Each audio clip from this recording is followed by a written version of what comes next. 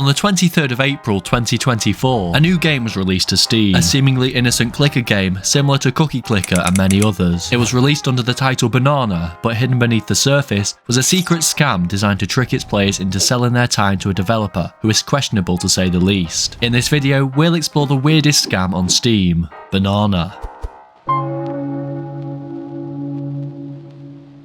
So what is Banana? Well, Banana is a clicker game where you click a banana. It was released on the 23rd of April 2024 to less than 100 players and stayed that way until a few weeks ago, when it captured the hearts of nearly 1 million players. The game has no music, nothing like upgrades and boosts, and no real gameplay loop. Its minimum requirements mean that any computer, even your Intel Pentium Potato, can play it with ease. What makes this game so innovative and unique is that every so often you're given a random banana in your Steam inventory. This banana's not even cosmetic and is essentially just a PNG, doomed to sit in your inventory for years to come. So why is a clicker game pulling nearly 1 million concurrent players? By now, it might be obvious to you the reason why so many people play this game. You can sell the bananas you earn from your playtime on the Steam marketplace. Don't get too excited though, these bananas sell for literal peanuts. At the time of writing, the value of pretty much all of the bananas is as low as it can go, 3 pence. However, the most expensive banana is currently priced at nearly £1,500. The chance of getting one of these ridiculously highly priced bananas is slim, but the chance is still there, which definitely encourages people to play the game. Why wouldn't you want to try? At first, this doesn't seem so bad. A few hours of idling could easily start raking in the cash, but unfortunately, this isn't the full story. You see, when you sell something on the Steam marketplace, a portion of it goes to Steam, a portion of it goes to you, and a portion of it goes to the developer. When these bananas are valued at 3 pence, this means that with all of the fees, Steam gets a penny, you get a penny, and the developer gets a penny.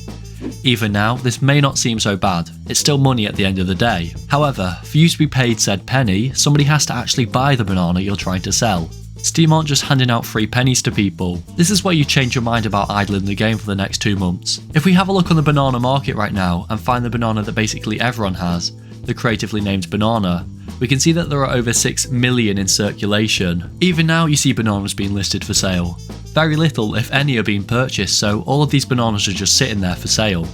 Right now, there are no active buy orders for bananas to fill. This means you'll need to wait for over 6 million other people's bananas to be sold before you can get your penny. To put that into perspective, that's roughly the amount of the entire population of Singapore. It's the same for all of these cheap bananas, nobody wants them. However, it's a slightly different story when it comes to the expensive bananas. You can see that there are 3 for sale, starting at £1,300, but there are 790 buy requests. The issue is that nobody wants to pay thousands of pounds for a virtual banana. We were all here when we realised that NFTs were worthless and they crashed in value, so it could be a similar story for bananas. But there are buy requests. Someone is willing to pay £550 for a virtual banana, which says a lot about a person. If I had one of these bananas, I wouldn't be hanging on to them for too long. At least sell them while people are actually interested.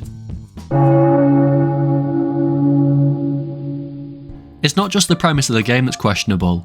When you start to look into the developer more, it opens up an entirely new can of worms. This guy's a bit weird. Let me explain.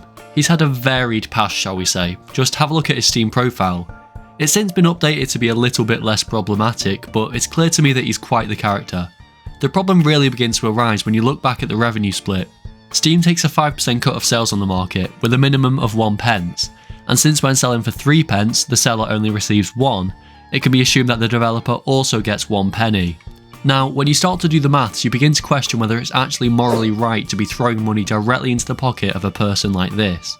This number will only go up, but from the default, creatively named banana, I've calculated that 5,444,234 of these artistic masterpieces have sold, earning the developer 18,147 pence, or £182.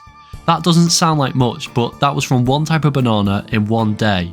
I don't want to think about the scale of profits he's made, but IGN think that Steam has earned over $20,000, so the number will be even higher for the developer. In case you were wondering how much of the banana market is owned by the developer himself, it looks like he doesn't actually own many bananas, mostly non-tradables, but his inventory was private at one point.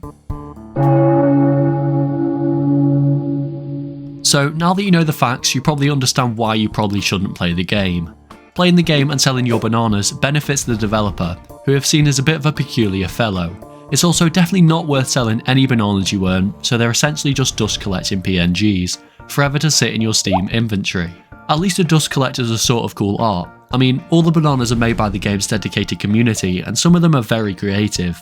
To be fair, it's impressive to have built up such a huge library of fan-made bananas. Anyway, if you're planning to try this game, I've determined that the electricity expenses and computing power it would take to run this glorified JPEG of a game could be put towards something more productive.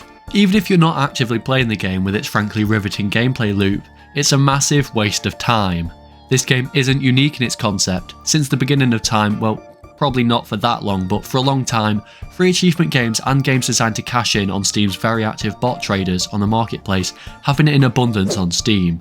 It's just unclear why this game in particular had such a huge success. Maybe people just like bananas, who knows. What do you think? What's the rarest banana you've collected? Let me know in the comments. Anyway, that's all the time we have for today. If you enjoyed, leave a like and subscribe. I'll see you in the next one. Bye!